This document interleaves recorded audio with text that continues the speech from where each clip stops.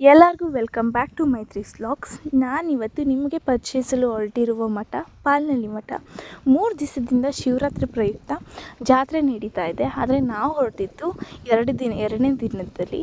ಏಕೆ ಅಂದರೆ ಮೊದಲನೇ ದಿನ ಸ್ವಲ್ಪ ಜನ ಜಾಸ್ತಿ ಇರ್ತಾರೆ ಅನ್ನೋ ಕಾರಣಕ್ಕೋಸ್ಕರ ಹೋಗಲಿಲ್ಲ. ಮತ್ತು ಮನೆಯಲ್ಲಿ ಹಬ್ಬದ ಪ್ರಯುಕ್ತ ಪೂಜೆ ಮಾಡಬೇಕು, ಮತ್ತು ಮನೆಯಲ್ಲಿ ಎಲ್ಲನೂ ಹಬ್ಬ ಮಾಡಬೇಕಲ್ಲ, ಅದಕ್ಕೋಸ್ಕರ ನಾವು ಹಬ್ಬದ ದಿವಸ ಹೊರಡಲಿಲ್ಲ. ಹಬ್ಬದ ಮಾರನೇ ದಿನ ಹೊರಟ್ವಿ.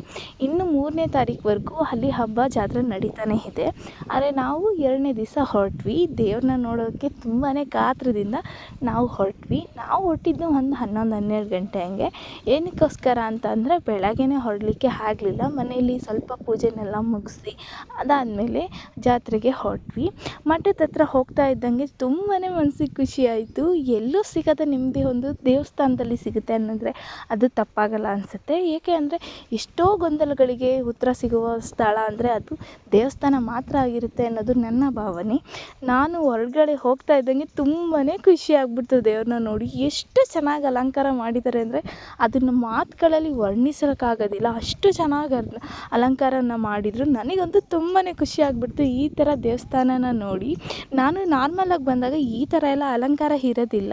ಮತ್ತು ಈಗ ಚೆನ್ನಾಗಿ ಪೇಂಟೆಲ್ಲ ಮಾಡಿಸಿ ತುಂಬಾ ಚೆನ್ನಾಗಿ ಅಲಂಕಾರನ ಮಾಡಿರ್ತಾರೆ. ನಾನು ಒಳಗಡೆ ಹೋಗೋ ಅಷ್ಟರಲ್ಲಿ ಪಾಪು ಮಲ್ಕೊಂಡ್ಬಿಟ್ಟಿದ್ಲು. ಪಾಪುನ ಹೆಬ್ರಿಸ್ಲಿಕ್ಕೇನು ಹೋಗಲಿಲ್ಲ. ಒಳಗಡೆ ಹೋಗ್ತಿದ್ದಂಗೆ ತುಂಬಾ ಒಳ್ಳೆ ಫೀಲಿಂಗ್ ಇತ್ತು ನನಗಂತೂ. ಅಲ್ಲಿ ಎಷ್ಟು ಚೆನ್ನಾಗಿ ಅಲಂಕಾರ ಮಾಡಿದ್ರು ಅಂದರೆ ನೀವೇ ನೋಡಿ ವಿಡಿಯೋದಲ್ಲಿ ಕಾಣಿಸ್ತಾ ಇರ್ಬೋದು. ನನಗೆ ಏನೋ ಸ್ವಾಗತ ಬಯಸ್ತಾ ಇದ್ದಾರೇನೋ ಅನ್ನೋ ರೀತಿಯಲ್ಲಿ ಓತನೆ ಎಂಟ್ರೆನ್ಸಲ್ಲಿ ತುಂಬಾ ಚೆನ್ನಾಗಿ ಅಲಂಕಾರ ಮಾಡಿದರು. ಸುತ್ತ ಕಂಬಗಳನ್ನ ಇಟ್ಟು ಆ ಕಂಬದ ಮಧ್ಯದಲ್ಲಿ ನಾನು ನಡ್ಕೊಂಡು ಹೋಗ್ತಾ ಇದ್ದೆ. ತುಂಬಾ ಒಳ್ಳೆ ಫೀಲಿಂಗ್ ಇತ್ತು. ದೇವಸ್ಥಾನದಲ್ಲಿ ಫಸ್ಟ್ ದೇವ್ರನ್ನ ಇಷ್ಟು ಚೆನ್ನಾಗಿ ಅಲಂಕಾರ ಈಚೆಯಿಂದನೇ ಮಾಡಿದ್ದಾರಲ್ಲ, ಒಳಗಡೆ ಇನ್ನೆಷ್ಟು ಚೆನ್ನಾಗಿ ಅಲಂಕಾರ ಮಾಡ್ಬೋದು ಅಂತ ಅಂದ್ಕೊಂಡು ನಾನು ಮುಂದೆ ಸಾಗಿದೆ. ಅದಾದಮೇಲೆ ದೇವಸ್ಥಾನಕ್ಕೆ ಹೋಗಿ ದೇವ್ರನ್ನ ನೋಡಿ ತುಂಬಾ ಮನಸ್ಸಿಗೆ ಖುಷಿ ಆಯಿತು. ಆ ಲೈಟಿಂಗಲ್ಲಂತೂ ಷಣ್ಮಹಾತ್ಮ ತುಂಬಾ ಚೆನ್ನಾಗಿ ಮಿಂಚ್ತಾ ಇದ್ದರು. ನಾನು ದೇವ್ರಿಗೆ ನೋಡಿ ತುಂಬಾ ಖುಷಿ ಆಯಿತು. ಅದಾದಮೇಲೆ ಪೂಜೆನೂ ಕೂಡ ಮಾಡಿಸಿದ್ವಿ. ಪೂಜೆ ಕೊಟ್ಟು ನಮ್ಮ ಯಜಮಾನ್ರು ಕಾಯಿ ಹೊಡ್ಕೊಂಡು ಬರೋಕ್ಕೆ ಅಂತ ಈಚೆ ಹೋದರು. ಅದಾದಮೇಲೆ ಕಾಯಿ ಹೊಡ್ಕೊಂಬಂದು ಕೊಟ್ಟಾದಮೇಲೆ ಪೂಜೆ ಕೂಡ ಮಾಡಿದ್ರು. ಪೂಜೆನ ಮುಗಿಸ್ಕೊಂಡು ಅಲ್ಲೇ ಸ್ವಲ್ಪ ಹೊತ್ತು ಕೂತ್ಕೊಂಡು ಕಾಲನ ಕಳೆದ್ವಿ. ದೇವ್ರನ್ನ ನೋಡಿಕೊಂಡು ಜನ ಜಾಸ್ತಿ ಇರಲಿಲ್ಲ. ಏಕೆ ಅಂದರೆ ಮಧ್ಯಾಹ್ನ ಹತ್ರ ಅಲ್ಲಿ ಹೋಗಿದ್ದು ನಾವು. ಮಧ್ಯಾಹ್ನ ಆದಮೇಲೆ ಹೋಗಿದ್ದರಿಂದ ಜನ ಸ್ವಲ್ಪ ಕಡಿಮೆನೇ ಇದ್ದರು. ಕೂತ್ಕೊಂಡು ಅದಾದಮೇಲೆ ಪಕ್ಕದಲ್ಲಿ ಇರುವ ನಮ್ಮ ಬಾಸ್ ದೇವಸ್ಥಾನ ಅಂದರೆ ಗಣೇಶನ ದೇವಸ್ಥಾನ, ಅದ್ರ ಪಕ್ಕನೇ ಗುಡಿಗಳಿದೆ ಪಾಲ್ನಳ್ಳಿ ಮಠದಲ್ಲಿ. ಅದಾದಮೇಲೆ ಗಣೇಶನ ದೇವಸ್ಥಾನಕ್ಕೂ ಒಂದು ವಿಸಿಟ್ ಹಾಕಿ ಅಲ್ಲೂ ಕೂಡ ದೇವ್ರನ್ನ ನೋಡಿಕೊಂಡು ಅಲ್ಲೂ ಕೂಡ ತುಂಬಾ ಚೆನ್ನಾಗಿ ರೆಡಿ ಮಾಡಿದರು ಗಣೇಶನ್ನ. ಅದನ್ನು ನೋಡಿಕೊಂಡು ಸ್ವಲ್ಪ ಅಲ್ಲಿ ಕೈ ಮುಕ್ಕೊಂಡು ಕೂತ್ಕೊಂಡು ಅದಾದಮೇಲೆ ಬಂದು ಹೇಳ್ಕಟ್ಟಿದ್ವಿ. ಹೇಳ್ಕಟ್ಟೋ ವಿಶೇಷ ಅಂದರೆ ಪಾಲ್ನಳ್ಳಿ ಮಠಕ್ಕೆ ಹೋದಾಗ ಅಂದರೆ ಶನ್ಮ ದೇವ್ರ ದೇವಸ್ಥಾನಕ್ಕೆ ಹೋದಾಗ ಅಲ್ಲಿ ಪೂಜೆ ಮಾಡಿಸೋದು ಒಂದು ವಿಶೇಷತೆ. ಆದರೆ ಅಲ್ಲಿ ಎಳ್ಬತ್ತಿ ಹಚ್ಚಿ ಹೇಳ್ಕಟ್ಟಿ ಬರೋದು ಇನ್ನೊಂದು ವಿಶೇಷ. ಅದು ಮನಸ್ಸಿಗೆ ತುಂಬಾ ನೆಮ್ಮದಿ ಕೊಡುತ್ತೆ. ಅಂದರೆ ತುಂಬಾ ಖುಷಿ ಆಗುತ್ತೆ. ಹೇಳ್ಕಟ್ಟೋ ವಿಚಾರದಲ್ಲಿ ನಮ್ಮ ಹತ್ರ ಏನೇ ಕಷ್ಟಗಳಿದ್ರು ಅದನ್ನೆಲ್ಲ ಹೇಳ್ಕೊಂಡು ದೇವರಿಗೆ ಹೇಳ್ಕಟ್ಬಿಟ್ಟು ನಾವು ನಮ್ಮ ಮನಸ್ಸಲ್ಲಿರೋ ಕಷ್ಟನೆಲ್ಲ ನಿರಾಳ ಮಾಡಿಕೊಂಡು ಬರ್ಬೋದು. ಆ ರೀತಿ ಹೇಳ್ಕಟ್ಟಿ ನಮ್ಮ ಯಜಮಾನ್ರೇ ಹೇಳ್ಕಟ್ಟಿದ್ರು. ಏಕೆ ಅಂದರೆ ಪಾಪನ ಎತ್ಕೊಂಡಿದ್ದ ಕಾರಣ ಅಲ್ಲಿ ಕೆಳಗಡೆ ಪಾಪು ಅಳ್ತಾ ಇದ್ಲು. ಬಿಟ್ಟು ಎಳ್ಳನ್ನ ಹಚ್ಚೋಕ್ಕಾಗಲಿಲ್ಲ. ಅದಾದಮೇಲೆ ನಾನು ಪಾಪನ ಅವ್ರಿಗೆ ಕೊಟ್ಬಿಟ್ಟು ಅಲ್ಲೇ ಮುಂದೆಗಡೆ ಹಚ್ಚಿದಿತ್ತು ಒಂದು ದೀಪ ಹಾರೋಗಿತ್ತು. ಆ ದೀಪನೂ ಕೂಡ ಹತ್ತಿಸಿ ಅದಾದಮೇಲೆ ದೇವಸ್ಥಾನನ ಪ್ರದಕ್ಷಿಣೆ ಆಗ್ತು.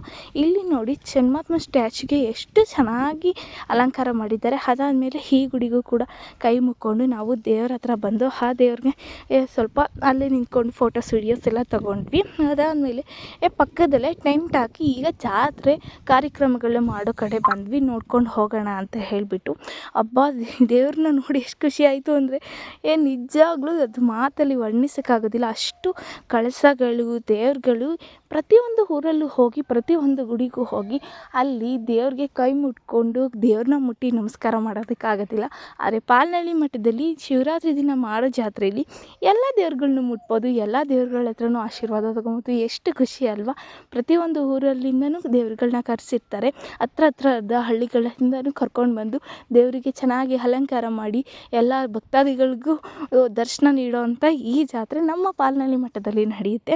ನಾವು ದೇವ್ರನ್ನ ನೋಡಿ ಅಲ್ಲಿ ಒಂದೆರಡು ಫೋಟೋಸು ವಿಡಿಯೋಸು ತಗೊಂಡು ನಾನು ಎಲ್ಲ ದೇವ್ರುಗಳಿಗೂ ಸಿಕ್ಕಿದ್ದೊಂದೇ ಪುಣ್ಯ, ದೇವ್ರುಗಳನ್ನೆಲ್ಲ ಮುಟ್ಟಿ ದೇವ್ರುಗಳಿಗೆ ನಮಸ್ಕಾರ ಮಾಡೋದು ಅಂತ ಅಂದ್ಕೊಂಡು ಎಲ್ಲ ದೇವ್ರುಗಳು ಪ್ರತಿಯೊಂದು ದೇವ್ರುಗಳ ಹತ್ರನೂ ಹೋಗಿ ಅಲ್ಲಿ ಕೈ ಮುಟ್ಟಿ ದೇವ್ರನ್ನ ಮುಟ್ಟಿ ನಮಸ್ಕಾರ ಮಾಡಿಕೊಂಡು ಪ್ರತಿಯೊಂದು ದೇವ್ರಿಗೂ ನಮಸ್ಕಾರ ಮಾಡ್ಕೊಂಡು ಬರ್ತಾಯಿದ್ದೆ.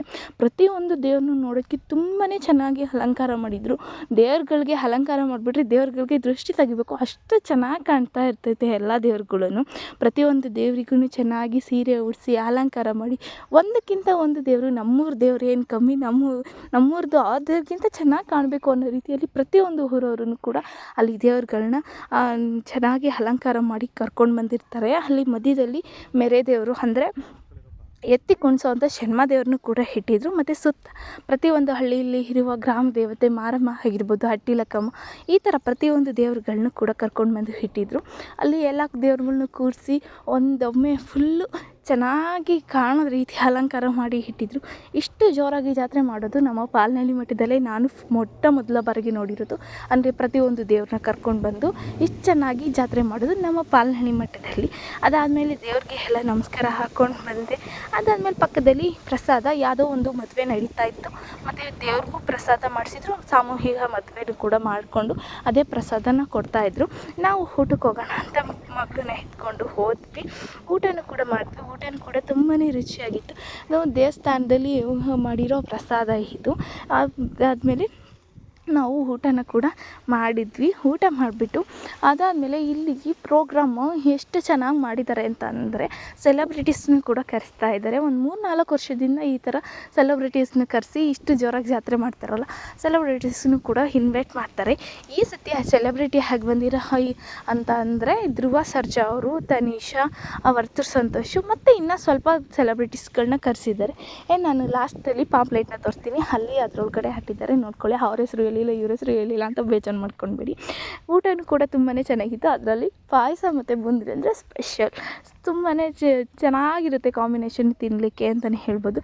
ನಾವು ಊಟ ಮಾಡಿಕೊಂಡು ಹೊರಗಡೆ ಬಂದ್ವಿ. ಕೈ ತೊಳ್ಕೊಂಡು ನಿಧಾನ ನಡ್ಕೊಂಡು ಹೋಗ್ಬೇಕಾದ್ರೆ ಅನಿಸ್ತು ನೈಟ್ ಟೈಮಲ್ಲಿ ನಡೆದಿರೋ ಅಂಥ ಜಾತ್ರೆ ಇದು. ಅಂದರೆ ಸೆಲೆಬ್ರಿಟೀಸ್ ಎಲ್ಲ ಬಂದಿದ್ದು ಶಿವರಾತ್ರಿ ನೈಟು ಜಾಗರಣೆ ಮಾಡ್ತಾರಲ್ಲ, ಆ ಪ್ರಯುಕ್ತವಾಗಿ ಮಾಡಿಸಿದ್ರು. ಎಷ್ಟು ಜನ ಬಿದ್ದಿದ್ರೋ ಗೊತ್ತಿಲ್ಲ. ನಿಜ ದಿಬ್ಬಗಳು ಹೊಲದಲ್ಲಿ ಹಾಕಿರೋದ್ರಿಂದ ದಿಬ್ಬಗಳು ಹಾಗೆ ಇದೆ. ನಾನೇ ಒಂದು ಸತಿ ಜಾರಿದೆ. ಆ ಥರ ಜಾರ್ಕೊಂಡು ಮತ್ತೆ ವಾಪಸ್ಸು ದೇವಸ್ಥಾನನ ಇನ್ನೊಂದು ವಿಸಿಟ್ ಕೊಟ್ಕೊಂಡು ಇನ್ನೊಂದು ಸಲ ದೇವ್ರಿಗೆ ಕೈ ಮುಕ್ಕೊಂಡು ಮನೆ ಕಡೆ ಬಂದ್ವಿ. ಇದಾಗಿತ್ತು ನನ್ನ ಈ ದಿನದ ವ್ಲಾಗ್ ಇಷ್ಟ ಆಗಿದ್ದರೆ ಸಪೋರ್ಟ್ ಮಾಡಿ.